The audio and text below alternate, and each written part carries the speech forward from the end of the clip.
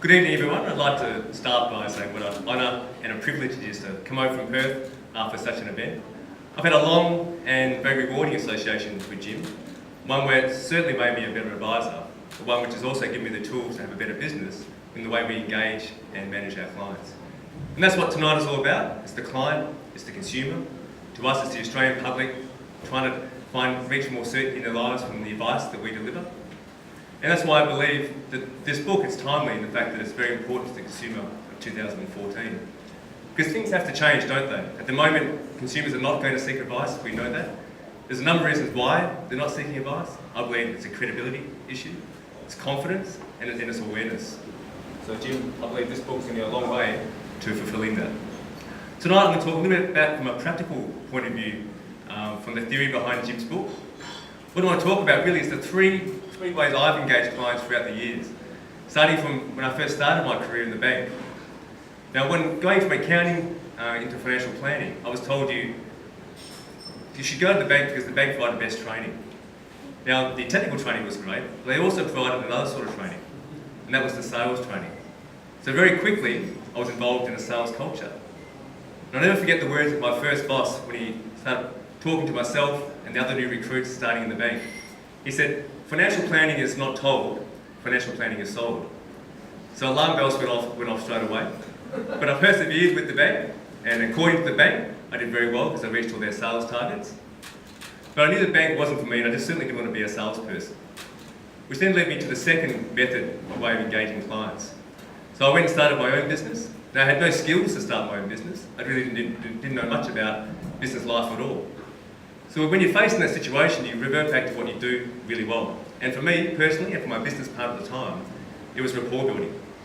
We had a knack of building rapport. And once we built rapport, we were able to come through what we did to get the clients to where they needed to get to. Now, the what was easy for me as well, because coming from an accounting background, the what was tax planning, it was investment planning, retirement planning, and in the end, it was self-managed super funds. So we built rapport, then we came through what we could do. And that lasted a long time, almost 7 years. But in that 7 years, we found we couldn't find other advisors to replicate our career. And the reason being was that we had all the relationships, and we had the experience, and we were really good at rapport building. So it was very hard from a business point of view. The other thing I had, that I also had in the bank, was that I had a client value proposition, in my mind, that didn't really deliver any value. So there had to be another way, and thankfully there was another way, which led me to the third type of engagement. It was around this time that Martin mentioned when I first met Jim, and I came over to Sydney to attend their two-day extensive workshop. Now, within the first hour, a light bulb went off in my head.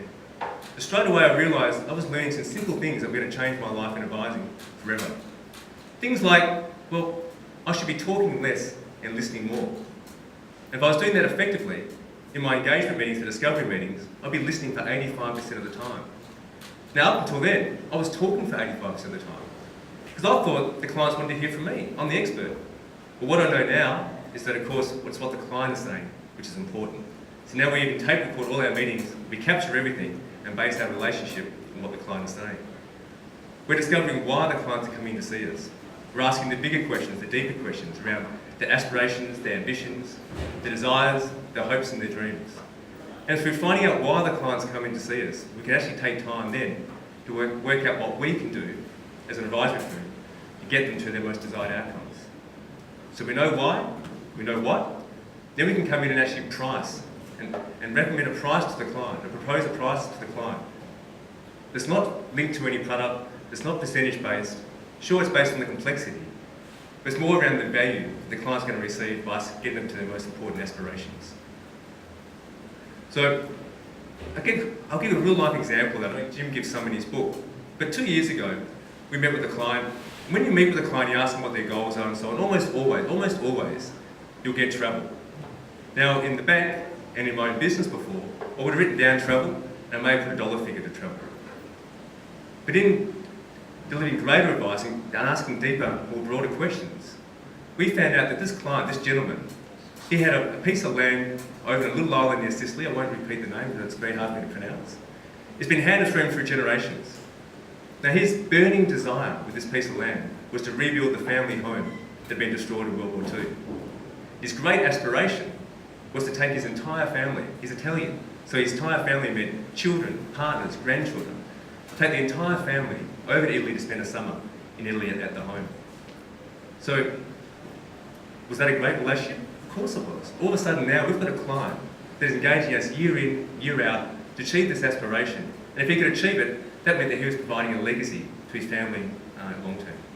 So you can see the difference, and this is what Jim's pointing out in the book, between what is happening out there, what's happening when you're actually getting a certainty-based advisory relationship. Now, recently, as was mentioned by Mark, we've been quite fortunate to win a few awards, the most notably being the Australian Financial Advisory Practice of the Year. Now I know, and everyone in my firm knows, that we couldn't have achieved this without Jim's influence. So why I mention it is because I believe that these awards are more proof around by delivering a certainty-based advice approach to clients. It just works. It's so incredibly powerful. So tonight, it gives me great pleasure to launch Seeking Certainty. Thanks, Jim.